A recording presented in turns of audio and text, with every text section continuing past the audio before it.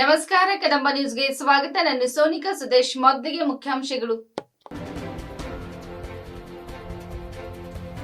ಅಖಿಲ ಭಾರತ ರೈತ ಹಿತ ರಕ್ಷಣಾ ಸಂಘ ಚಿಂಚೋಳಿ ವತಿಯಿಂದ ಮದ್ಯಪಾನ ಮುಕ್ತ ಸಮಾಜ ನಿರ್ಮಾಣಕ್ಕಾಗಿ ಜನ ಅಭಿಪ್ರಾಯ ಸಂಗ್ರಹ.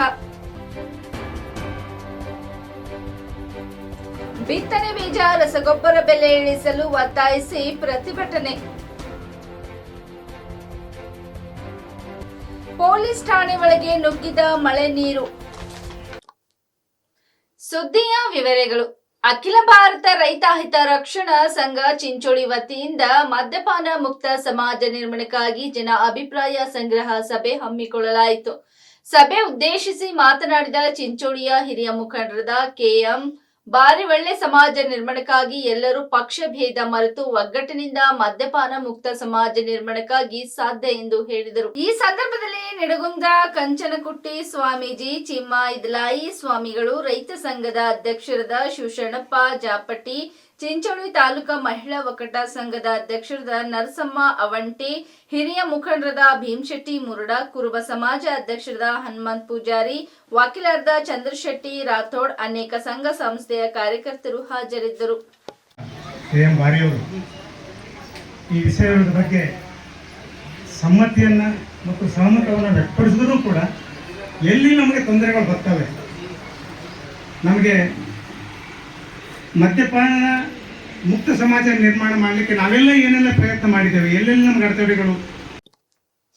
ಬಿತ್ತನೆ ಬೀಜ ರಸಗೊಬ್ಬರ ಬೆಲೆ ಇಳಿಸಲು ಒತ್ತಾಯಿಸಿ ನಕಲಿ ಕಳಪೆ ಮಾರಾಟ ತಡೆಗಟ್ಟಲು ಆಗ್ರಹಿಸಿ ಕಾಳಗಿ ತಾಲೂಕಾ ಡಾಕ್ಟರ್ ಬಿಆರ್ ಅಂಬೇಡ್ಕರ್ ಸರ್ಕಲ್ನಲ್ಲಿ ರಸ್ತೆ ತಡೆ ಚಳವಳಿ ಪ್ರತಿಭಟನೆ ನಡೆಸಿ ಕೆಪಿಆರ್ಎಸ್ ಕರೆ ನೀಡಲಾಗಿತ್ತು. ಬಿತ್ತನೆ ಬೀಜ ರಸಗೊಬ್ಬರ ಬೆಲೆಗಳನ್ನು ಇಳಿಸಲು ಆಗ್ರಹಿಸಿ ಕಳಪೆ ಹಾಗೂ ನಕಲಿ ಬಿತ್ತನೆ ಬೀಜ ರಸಗೊಬ್ಬರಗಳ ಮಾರಾಟವನ್ನು ತಡೆಗಟ್ಟಲು ಕೃತಕ ಅಭಾವ ಸೃಷ್ಟಿಸಿ ಕಾಳಸಂತೆ ಮಾರಾಟದ ಮೇಲೆ ಕಠಿಣ ಕ್ರಮಕ್ಕೆ ಒತ್ತಾಯಿಸಿ ಬಲವಂತದ ಸಾಲ ವಸೂಲಾತಿ ನಿಲ್ಲಬೇಕು.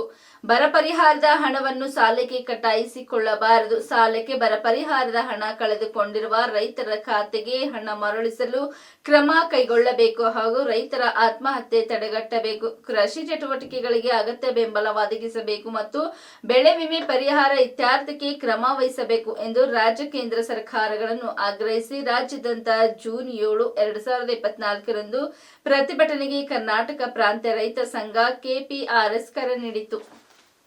ರಸಗೊಬ್ಬರ ಬೆಲೆ ಏರಿಕೆ ವಾಪಸ್ಸಾಗಲಿ.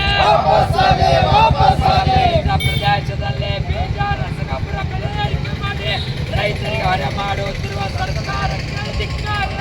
ಬೀಜ ರಸಗೊಬ್ಬರ ಅಭಾವ ಕೃತಕ ಸೃಷ್ಟಿ ಮಾಡುತ್ತಿರುವುದು ಸರ್ಕಾರಕ್ಕೆ ಧಿಕ್ಕಾರ. ಬೀಜ ರಸಗೊಬ್ಬರ ಅಭಾವ ಕೃತಕ ಸೃಷ್ಟಿ ಬೇಡವ ಬೇಡ ಬೇಡವ ಬೇಡ ಬೇಡವ ಬೇಡ ಬೇಡ ಗೊಬ್ಬರ ಅಭಾವ ಕೃತಕ ಸೃಷ್ಟಿ ಮಾಡುವುದು ಬೇಡವ ಬೇಡ ಬೇಡವ ಬೇಡ ಬೇಡವ ಬೇಡ ಬೇಡ ಬರಲ್ಲೇ ಬರಲ್ಲೇ ಎಲ್ಲಿವರೆಗೆ ಹೋರಾಟ ಅದಕ್ಕಾಗಿ ಹೋರಾಟ ಅದಕ್ಕಾಗಿ ಹೋರಾಟ ನೀರಿನ ವ್ಯವಸ್ಥೆ ಮಾಡಲೇಬೇಕು. ಉತ್ತರ ಕರ್ನಾಟಕದ ಬೀದರ್, ಗುಲ್ಬರ್ಗದಲ್ಲಿ ವ್ಯಾಪಕ ಮಳೆಯಾಗುತ್ತಿದೆ. ಇದರಿಂದ ಜನರು ತುಂಬಾ ತೊಂದರೆ ಅನುಭವಿಸುವಂತಾಗಿದೆ. ಕಲಬುರಗಿ ಜಿಲ್ಲೆಯ ಸೇಡಂ ತಾಲೂಕಿನೆಲ್ಲೆಡೆ ಭಾರಿ ಮಳೆಯಾಗಿದ್ದ ಪರಿಣಾಮ ಸೇಡಂ ತಾಲೂಕಿನ ಪೊಲೀಸ್ ಠಾಣೆ ಒಳಗಡೆ ಮಳೆ ನೀರು ನುಗ್ಗಿದೆ ಮತ್ತು ಮೇಲ್ಛಾವಣಿ ಸೋರುತ್ತಿದೆ. ಇದರ ಕುರಿತು ಅಧಿಕಾರಿಗಳು ಯಾವುದೇ ಗಮನ ಹರಿಸುವುದು ದುರಾದೃಷ್ಟಕರ ಸಂಗತಿಯಾಗಿದೆ.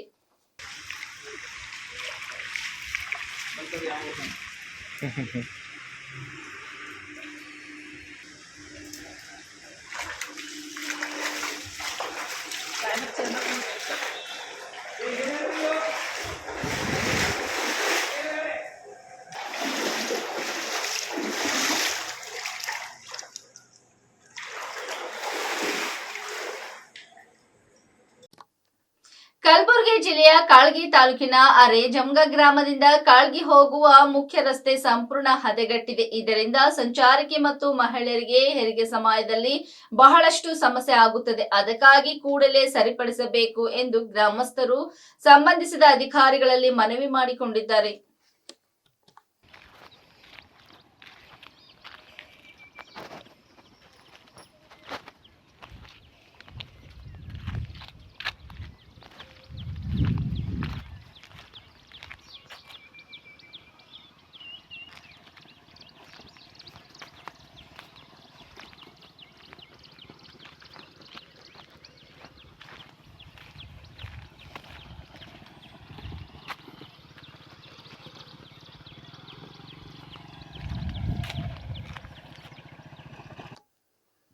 ಚಿಕ್ಕಬಳ್ಳಾಪುರ ಜಿಲ್ಲೆ ಗೌರಿಬಿದನೂರು ತಾಲೂಕಾ ಹುಸುಉಪ್ಪರಹಳ್ಳಿ ಗ್ರಾಮ ಕುದುರೆಬಾಲ 2 ಗ್ರಾಮಕ್ಕೆ ಸೇರಿರುವ ಕೆರೆಯ ಬದಿಯಲ್ಲಿ ಇರುವಂತಹ ಸತ್ಯಮ ದೇವಾಲಯದಲ್ಲಿ ಕಳ್ಳತನವಾಗಿದೆ. ಈ ಹಿನ್ನೆಲೆಯಲ್ಲಿ ಮಾತನಾಡಿದ ಅಲ್ಲಿನ ಗ್ರಾಮಸ್ಥರು ಹಾಗೂ ಊರಿನ ಮುಖಂಡರಾದ ನಂಜುಂಡ ಗೌಡರವರು ಮಾತನಾಡಿದರು. ಯಾರೋ ಅಪರಿಚಿತರ ಕೈವಾಡ ಇರಬಹುದು. ಊರಿನಲ್ಲಿ ಜಾತ್ರೆ ನಡೆದು ಸುಮಾರು 1 ವರ್ಷವಾಗಿತ್ತು.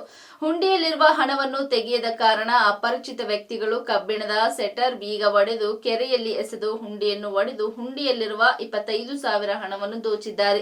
ದೇವಿಯ ಕುತ್ತಿಗೆಯಲ್ಲಿರುವ ಸರ ಒಡವೆ ಹಾಗೂ ಗುಡಿಯಲ್ಲಿರುವ ವಸ್ತುಗಳನ್ನು ಮುಟ್ಟಿಲ್ಲ. ಬರೀ ಹುಂಡಿಯ ಹಣವನ್ನು ದೋಚಿ ಪರಾರಿಯಾಗಿದ್ದಾರೆ.